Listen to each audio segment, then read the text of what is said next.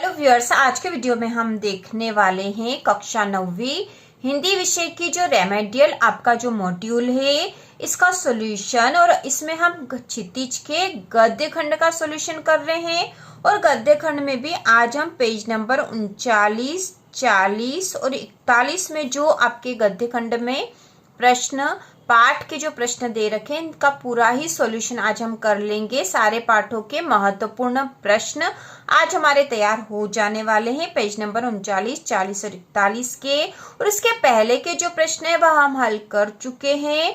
तो शुरू करते हैं। दो बैलों की कथा पाठ का जो प्रश्न है वह एक कांजी होश में कैद पशुओं की हाजिरी क्यों ली जाती थी। तो इसका उत्तर है कांजी होश में कैद पशुओं की हाजिरी उनकी सही संख्या जानने के लिए ली जाती थी। तो ये आपका जो प्रश्न है यह दो बैलों की कथा से है और इसके लेखक है प्रेमचंद। दूसरा इसमें प्रश्न है छोटी बच्ची को बैलों के प्रति प्रेम क्यों उमड़ आया। तो इसका उत्तर है सौतेली माँ छोटी बच्ची को मारती थी। वह बच्ची बैलों को भी मार खाते हुए देखती थी, इसलिए सहानुभूति के कारण छोटी बच्ची को बैलों के प्रति प्रेम उमड़ आया। क्योंकि जो छोटी बच्ची थी उसकी माँ सौतेली थी और वह उसको मारती थी और वह उस बच्ची ने बैलों को भी मार खाते हुए देखा था, तो उस बच्ची को बैलों के प्रति सहानुभूति की भावना थी, इसलिए छोटी बच्ची को बैलों के प्रति प्रेम उमड़ आया। तो ये इसका उत्तर है इस प्रकार से। इसके बाद जो अगला प्रश्न है इसी पाठ का वह है किन घटनाओं से पता चलता है कि हीरा और मोती में गहरी दोस्ती थी।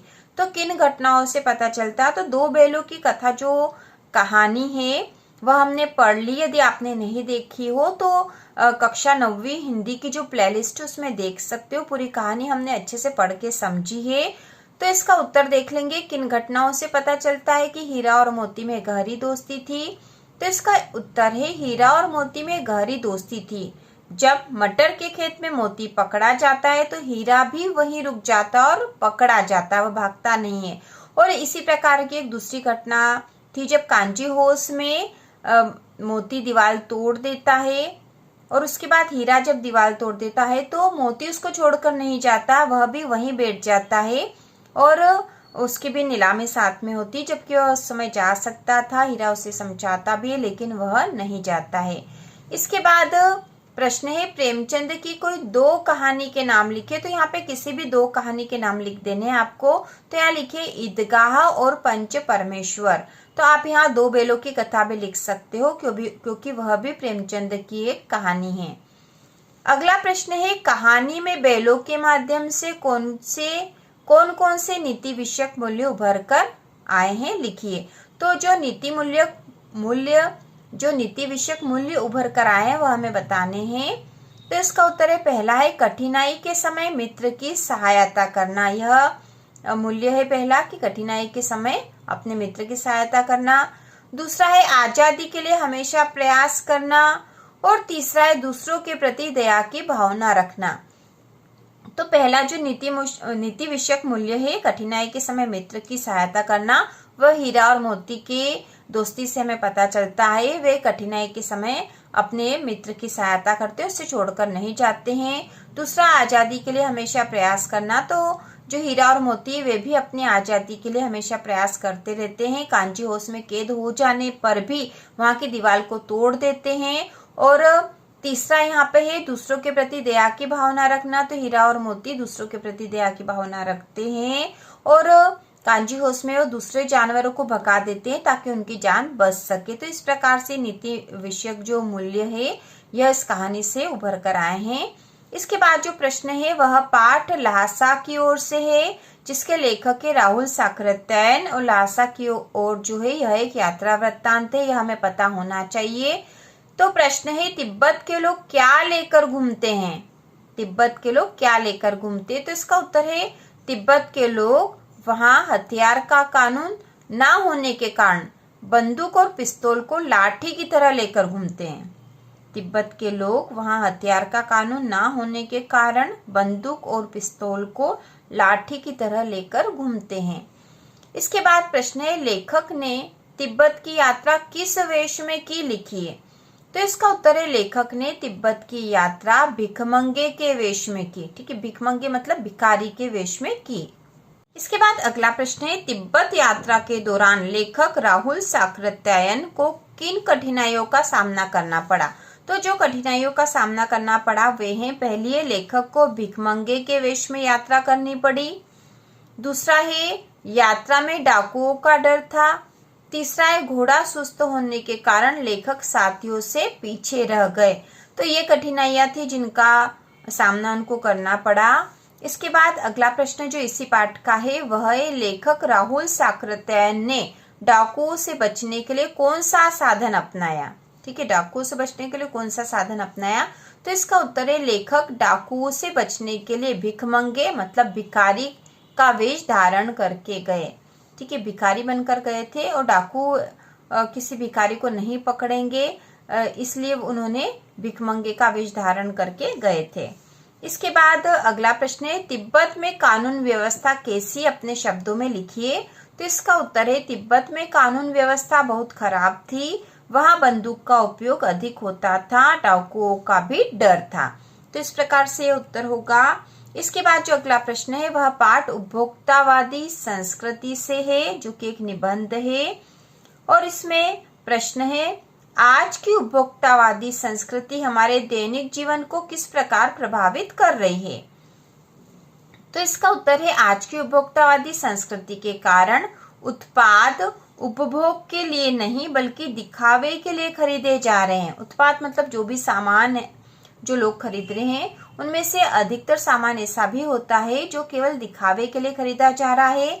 विज्ञापन के प्रभाव से हम भ्रमित हो रहे हैं, क्योंकि अधिक से अधिक विज्ञापन हम देख रहे हैं टीवी में, मोबाइल में, जो विज्ञापन मतलब जो एड आ रहे हैं उसके कारण हम भ्रमित हो जाते हैं और अधिक सामान खरीदने लग जाते हैं। तो आज की उपभोक्तावादी संस्कृति के कारण उत्पाद उपभोग के लिए नहीं बल्कि दिखावे के लिए खरीदे जा रहे हैं। विज्ञापन के प्रभाव से हम भ्रमित हो रहे हैं। इसके बाद जो अगला प्रश्न है, लेखक श्यामाचरण दुबे ने उपभोक्तावादी संस्कृति को हमारे समाज के लिए चुनौती क्यों कहा है? तो इसका उत्तर है उपभोक्तावादी संस्कृति से हमारी सांस्कृतिक अस्मिता का ह्रास हो रहा है, मतलब सांस्कृतिक अस्मिता कम होती जा रही है। इसके कारण हमारी सामाजिक नींव खतरे में है। ठीक है, समाज की जो नींव है वह खतरे में आ गई है उपभोक्तावादी संस्कृति के कारण। इसके बाद जो अगला प्रश्न है वह पाठ सावले सपनों की याद से है और इसके लेखक है जाबिर हुसैन। तो इसमें पहला जो प्रश्न है, किस घटना ने सालिम अली के जीवन की दिशा को बदल दिया? तो ये बहुत ही महत्वपूर्ण प्रश्न भी आपको याद होना चाहिए और ये सारे जो प्रश्न इसमें दे रखे मॉड्यूल में सारे ही बहुत महत्वपूर्ण है, यही एग्जाम में आएंगे, बात समझ लेना चाहिए आपको। तो इसका उत्तर है, बचपन में सालिम अली की एयरगन से एक नीले कंठ वाली गोरैया घायल होकर गिर गई थी। इस घटना ने उनके जीवन की दिशा को बदल दिया। बचपन में सालिम अली की एयरगन से एक नीले कंठ वाली गोरैया घायल होकर गिर गई थी। इस घटना ने उनके जीवन की दिशा को बदल दिया। अगला प्रश्न है, सलीम अली पक्षी प्रेमी कैसे बने? लिखिए।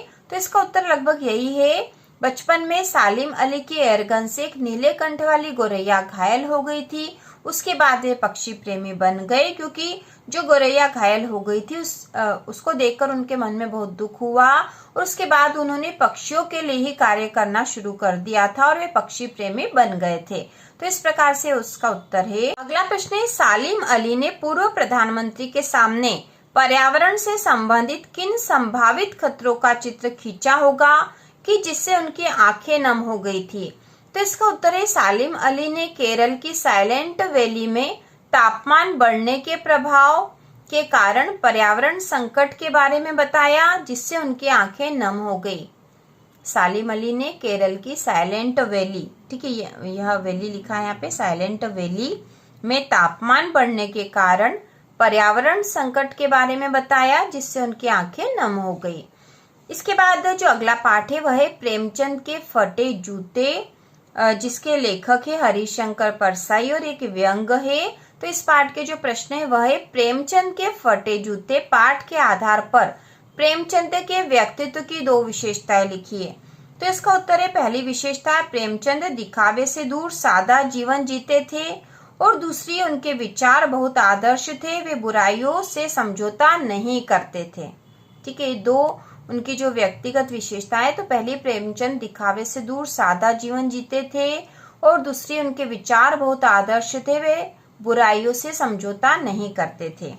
इसके बाद जो अगला पाठ है वह है मेरे बचपन के दिन, जिसकी लेखिका महादेवी वर्मा। तो इसका प्रश्न है, लेखिका महादेवी वर्मा ने मेरे बचपन के दिन पाठ में अपनी माँ की किन विशेषताओं के बारे में बताया है। तो इसका उत्तर है पहली विशेषता, उनकी माँ धार्मिक स्वभाव की थी। दूसरा है उनकी माँ संस्कारी व सुसंस्कृत थी। तो ये दो विशेषताएं हम लिख सकते हैं यहाँ पर। इसके बाद जो अगला प्रश्न है, महादेवी वर्मा उर्दू फारसी क्यों नहीं सीख पाई। तो इसका उत्तर है महादेवी वर्मा को उर्दू फारसी में कोई रुचि नहीं थी। जब उर्दू पढ़ाने मौलवी साहब आए तो महादेवी वर्मा चारपाई के नीचे छिप गई। इस प्रकार से वे उर्दू फारसी नहीं सीख पाई थी, क्योंकि उसका मुख्य कारण तो यह था कि उनकी रुचि नहीं थी, और मौलवी साहब जब उनको पढ़ाने आए तो रुचि नहीं होने के कारण वे चारपाई के नीचे छिप गई थी। तो इस प्रकार से हमने गद्य खंड के पाठों के आधार पे जो सारे महत्वपूर्ण प्रश्न हैं वह देख लिए हैं। इन्हीं प्रश्नों में से आपके अर्धवार्षिक परीक्षा में प्रश्न आएंगे और वार्षिक में भी आएंगे, क्योंकि यह मॉड्यूल इसीलिए बना है। इसके बाद जो प्रश्न है, गद्यांश के संदर्भ प्रसंग सहित व्याख्या लिखिए। तो यह हम आगे के वीडियो में करेंगे। तो इसी प्रकार के और वीडियो देखने के लिए और कक्षा 9वीं में आपको जो भी कठिनाई हो उसके बारे में आप कमेंट करके भी पूछ सकते हो। तो इसी प्रकार के और वीडियो देखने के लिए चैनल को सब्सक्राइब कीजिए।